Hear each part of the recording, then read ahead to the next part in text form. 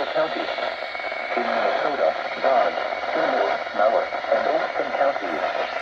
The main impact time is from 7 a.m. to 7 p.m. Wednesday. Impact. Travel could be very difficult.